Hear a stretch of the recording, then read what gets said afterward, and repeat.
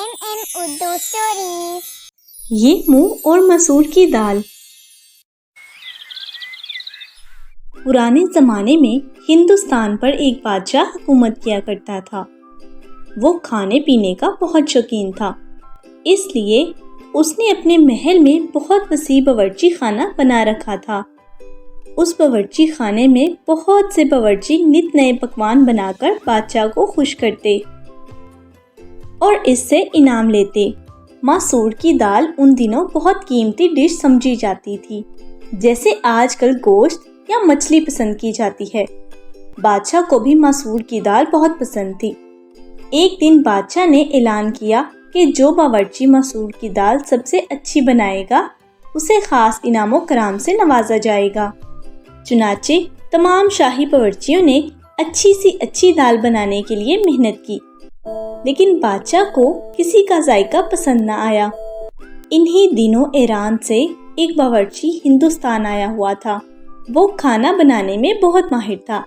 चुनाचे उसे भी महल में दावत दी गई ताकि वो अपनी किस्मत आजमाए। खुदा का करना ये हुआ कि बादशाह को खाजिक नामी इस बावर्ची की बनाई गई दाल पसंद आ गई। चुनाचे उसे इनामो इकराम से नवाजा गया और शाही बावर्चियों में शामिल कर लिया गया। रफ्ता रफ्ता ये बावर्ची बादशाह का खास और लाडला बन गया। बादशाह को जब भी मसूर की दाल खाना होती तो खाजिक को ही कहा जाता। दिन यूं ही गुजरते गए। एक दिन बादशाह बीमार पड़ गया। उसे लगा कि उसका आखिरी वक्त आन पहुंचा है।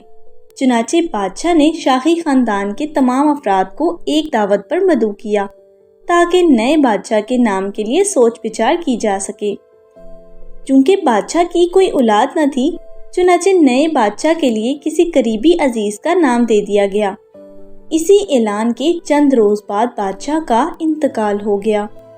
अब तख्ते शाही पर नया बादशाह बैठ चुका था, लेकिन अपनी फितरत में ये कुछ तंग दिल और कंजूस था।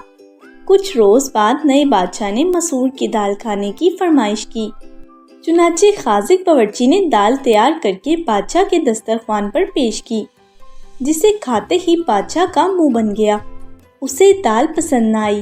बादशाह खाजिक पर बिगड़ते हुए बोला, ए परदेसी बावर्ची, क्या तुम्हें खाना पकाना नहीं आता? क्या ही बद जायका चीज बनाई है।